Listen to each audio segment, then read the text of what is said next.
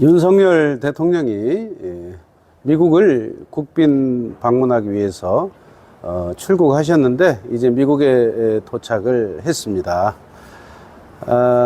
이번 미국 방문은 한미동맹 70주년을 기념하는 역사적인 방문이어서 굉장히 기대가 큽니다. 그리고 또 국빈 방문이기 때문에 미국이 동맹국인 한국을 그만큼 예우하고, 그래서 우리 대통령을 그만큼 예우하는 그런 모양새를 취해주고 있기 때문에 국가 간 한미 동맹을 확인하는 그런 회담이 될 것 같습니다. 그런데 민주당의 이재명 대표하고 민주당은 역시 깎아내리기에 아주 정신이 없습니다.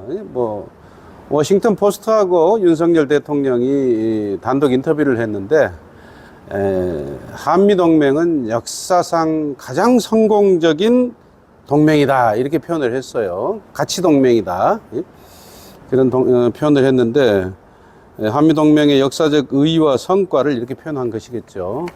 그런데 그 인터뷰 내용 중에 일본에 대해서 일본이 100년 전 일로 무릎을 꿇어야 한다는 생각, 그것을 수용할 수는 없다 이랬습니다. 일본이 100년 전 일로, 그러니까 일제강점기를 말하겠죠. 우리를 36년간 강점했던 그 일로 우리한테 무릎을 꿇어야 된다는 그 생각, 누가 하고 있을까요? 민주당 이재명, 좌파 사람들, 이 사람들 얘기겠죠. 그걸 수용할 수는 없다 그랬어요. 현실적으로. 이걸 가지고 또 아주 깎아내리기 여념이 없습니다. 도저히 이해할 수 없는 발언이다.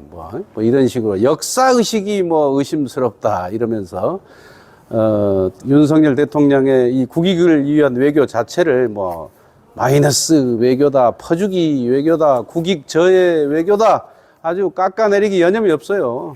그뿐만 아니라 정청래 의원 같은 사람은 김건희 여사까지 끄집어내가지고 소환해가지고 제발 바이든의 팔짱을 끼지 마라, 아이를 안지 마라, 이런, 이게 말이 됩니까? 이런 조롱과, 정말 이건 정말 우리 국격을 의심해야 하는 그런 어떤 행태인 것 같습니다.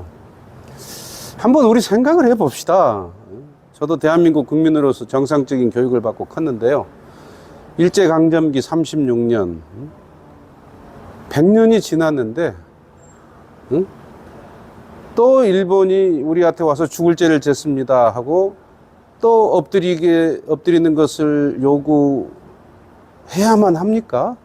그리고 또 배상을 해라, 돈을 얼마 달라, 이렇게 일본 기업이 내놔라 이렇게 요구해야만 하는 것인지, 제 자신도 한번 수없이 생각을 해봤는데요.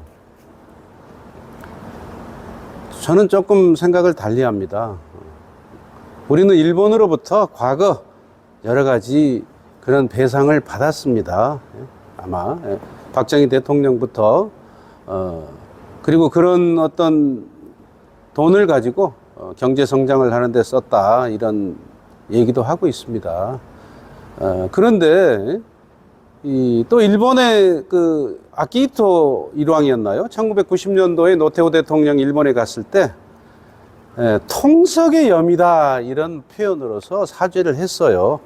통석의 염이라는 생전 들어보지 못하는 표현이었지만, 그때 우리는 그걸 유감 정도로 가볍게 표현했지만은 일본 사람들 얘기를 들어보면 그것은 통렬한 반성을 한다는 뜻이라고 합니다. 마음으로부터 사죄를 한다는 뜻이라고 합니다. 그리고 그 다음에 95년도에 무라야마 일본 총리가 종전 50주년을 또 맞이해서 마음으로부터 사죄를 표명한다 이런 또 사죄의 표현을 쓰기도 했어요. 그런데 우리 대한민국 정부는 우파에서 좌파로 정권이 바뀔 때마다 또다시 사과해라, 또다시 배상해라. 이게 과연 정상적인 국가입니까? 일본이 그래서 우리 정부에 대해서 좀 불신하는 건 아니겠습니까? 국가라는 건 연속성이 있어야 되는데 정권이 바뀌어도 다른 나라하고 맺은 외교라든가 신의의 문제는 지켜져야 된다고 저는 생각하는데, 어찌 되는 게 이게 정권만 바뀌면은 다 이게 무효가 되고 일본은 또 사과해야 되고 또 이렇게 또 우리한테 무릎을 꿇어라 이렇게 얘기하고 100년도 지났어요. 그걸 그 당시 사람들 지금 살아있는 사람 하나도 없습니다. 그리고 우리 아들, 딸들에게도 일본을 원수로 생각해라, 미워해라, 무릎 꿇게 해라 이렇게 우리가 과연 가르쳐야 되는 것인지 그것이 과연 우리의 국익과 우리에게 유익한 것인지 한번 생각해 볼 문제 아니겠습니까? 지리적으로 가장 가까운 나라, 서로 협력하고 윈윈해야 될 나라, 제주도 갈 시간이면 갈 수 있는 나라, 그런 나라끼리 과연 우리가 언제까지 그렇게 살아야 되는지 저는 윤석열 대통령의 결단에 동의하는 입장입니다. 세계 역사를 봐도 그랬습니다. 히틀러 독일이 유대인을 수백만 명을 그렇게 학살하는 걸 우리는 영화를 통해서 뉴스를 통해서 봤잖아요. 그럼 유대인들은 독일 사람들 만나면 지금도 다 무릎 꿇게 하고 죽여야 됩니까? 영국과 프랑스는 100년 전쟁을 치르고 장미전쟁을 치렀어요. 그 두 나라는 그 긴 세월을 유럽에서 전쟁을 했지만 지금 그들이 원수로 삽니까? 한번 생각해 볼 문제 아니겠습니까?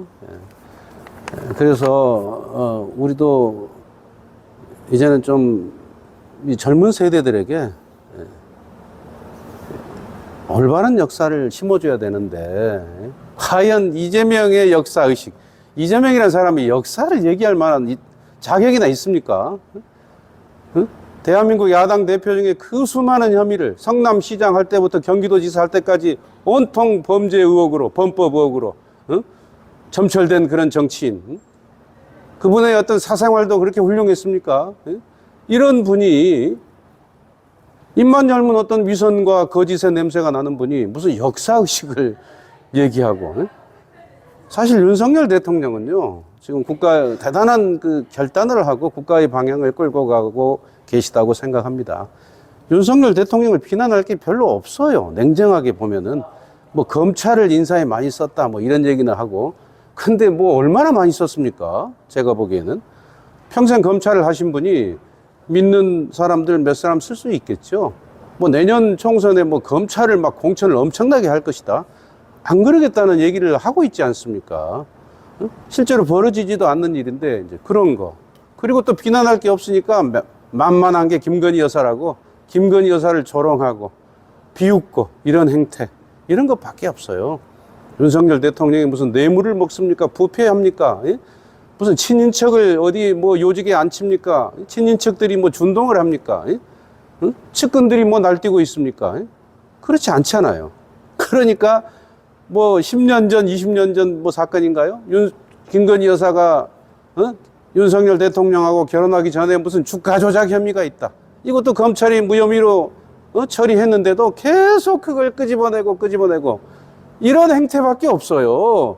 이재명이가 성남시장, 경기지사, 또 국회의원을 어떻게 했으며 야당 대표가 어떻게 됐으며, 지금 송영길 오늘 귀국했는데 과연 송영길의 그 행태는 이재명하고 무관할까요?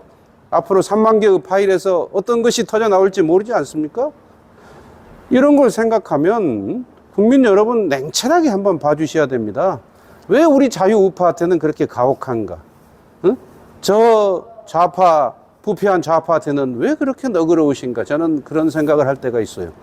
우리 김재원 최고, 뭐 태영호 최고, 뭐 말 잘못했다고 잘라라 막 압박하시는 모습 보면서 나는 그런 국민들에게 묻고 싶습니다. 당신들 왜 윤미향이는 지금까지 안 자르고도 저렇게 감싸는데 가만 계십니까? 김우겸이 청담동 술자리니 뭐 맨날 가짜 뉴스 생산한 사람 왜 가만 계십니까? 민영배 꼼수 탈당해서 뭐 검수완박 뭐 처리하는데 앞장섰나요? 뭐 그런 사람도 다 포용하고 저 사람들은 그것만 있습니까? 뭐 고민정, 뭐 정청래, 뭐 아이고 뭐 손혜원, 민주당은 한 사람도 자른 사람 없어요. 그런데 우리는 뭐 지도부가 뭐 무슨 말 실수?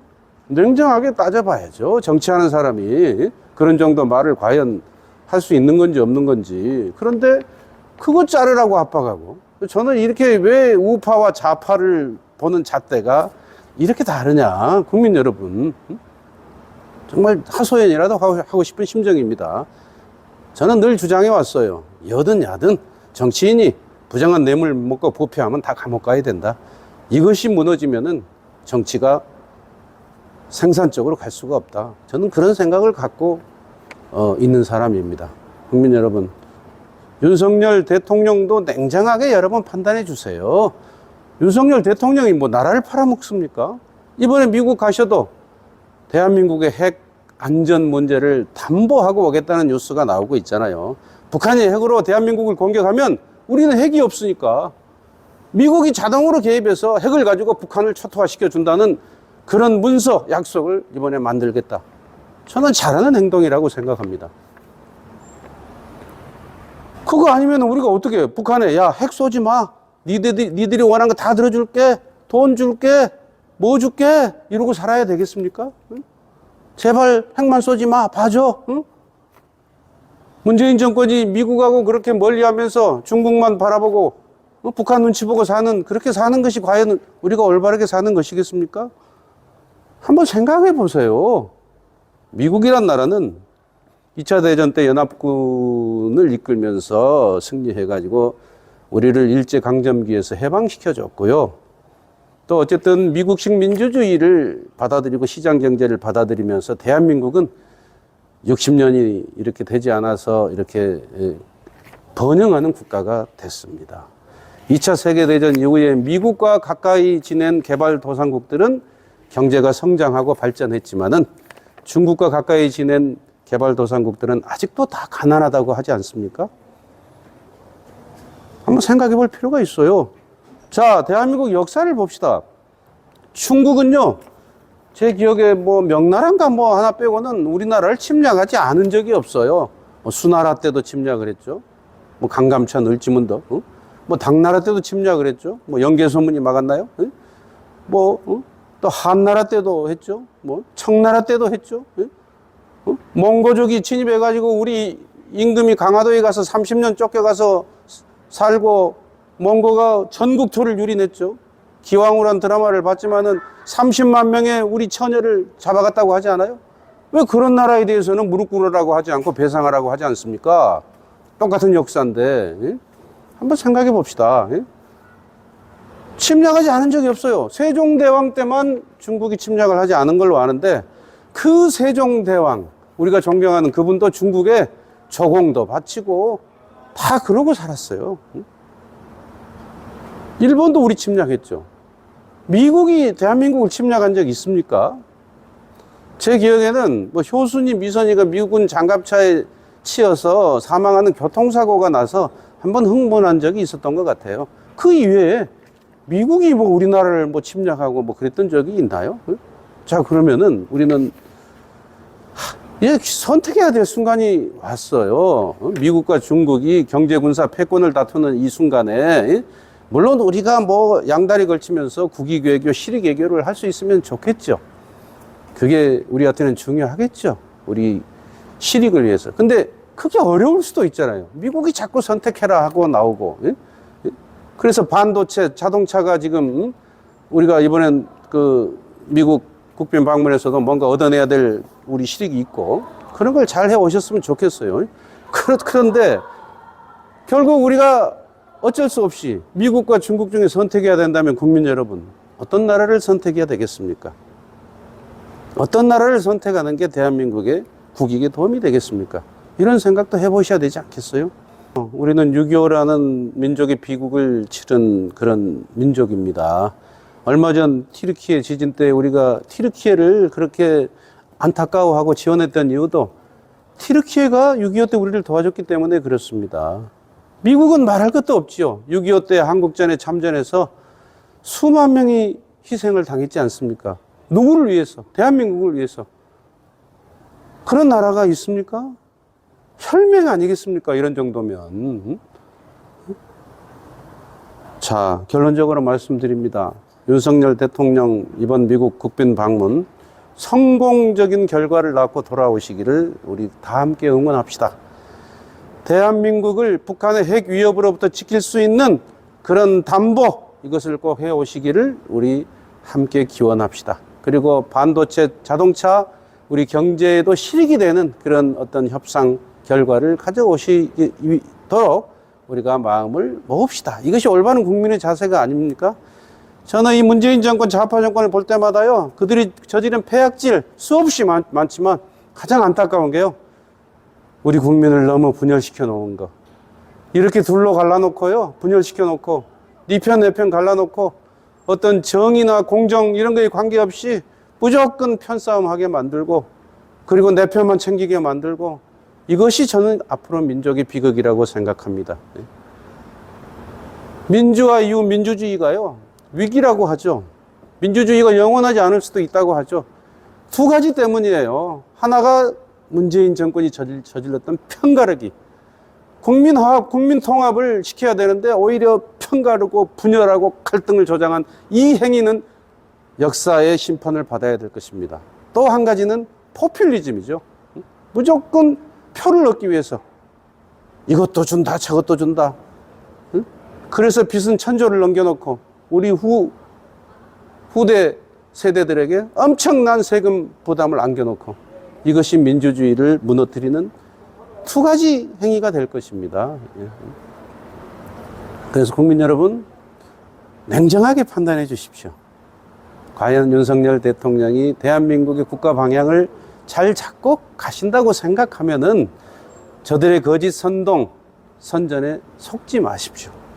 무조건적으로 아주 무슨 역사의식이니, 뭐 무슨 구려개교니, 뭐 이런 어떤 국민을 분노케 해서 그 분노한 마음을 자기 편으로 만들겠다는 저들의 히틀러식 선전선동에 절대로 넘지 마시고 세계의 역사를 한번 짚어보시고, 그리고 대한민국이 생산적인 방향으로 또 미래로 가기 위해서 해야 될 어떤 선택이 무엇인가 냉정하게 생각하시고요. 그래서 오늘 제가 드린 말씀이 그 일리가 있다, 맞다, 나는 그런 생각을 못 해본 것 같다, 이런 생각이 드시면은 그냥 네 편, 내 편 이렇게 편가르기 가지고 이런 얘기를 듣지 마시고, 정말 이제 저희들이야 살 만큼 살았습니다. 저도 환갑진갑 지나고. 그러나 저희 아들, 딸들, 저 젊은이들, 그들이 살아야 될 나라 아닙니까? 이 나라가 우리처럼 이렇게 이 태평성대로 살 수 있도록 그런 나라를 남겨주고 우리 떠나야 되지 않겠습니까? 그렇지. 우선 내 눈앞에 뭐 없어요. 눈앞에 뭐 떡도 없는데 그런 것만 가지고 저들은 선전선동에 넘어가가지고 이렇게 나라를 분열시키고 맹목적으로 우리가 뽑은 대통령을 이렇게 조롱하고 비난하고 이런 짓 하지 마시고 국가를 위해서 나가 계시잖아요. 그리고 대한민국의 위상을 높이고 그만한 우리가 받을 대접을, 미국으로부터 우리 국민이 받을 국빈의 대접을 대한민국을 대표해서 받고 오시잖아요. 저는 너무나 뿌듯합니다. 국빈 방문이라는 거. 바이든 대통령 취임하고 프랑스 마크롱 다음으로 윤석열 대통령이 국빈 방문이라지 않아요. 그만큼 미국이 대한민국을 대접해 주는 거 아니겠습니까? 그런데 우리 야당은 비행기 타고 떠나가신 대통령을 향해서 총만 쏘고 비난하고 조롱하고 이게 뭐 하는 짓입니까? 저는요, 좌든 우든 누가 대통령이 되든 그 사람이 잘하기를 응원해야 된다고 생각합니다. 왜? 아까 제가 말씀드렸잖아요. 이 나라의 미래를 위해서, 우리 아들, 딸, 후세대를 위해서 대통령이 잘해야 이 나라가 잘 될 거 아닙니까? 그 사람이 어느 정당이 됐든 어떤 정치적인 이념을 가졌든 일단 우리가 뽑았으면 그 사람 일 잘하도록 응원해야 될 거 아닙니까? 국회에서 여야가 싸우더라도 대통령만큼은 저는 그런 자세로 좀 이제 대통령을 봐주시고 또 한국 정치를 지켜봐 주실 것을 간곡하게 당부드리면서, 자, 윤석열 대통령님 미국 도착하셨죠? 대통령님 좋은 결과 가지고 오시기 저도 기도하겠습니다. 윤석열 대통령 화이팅!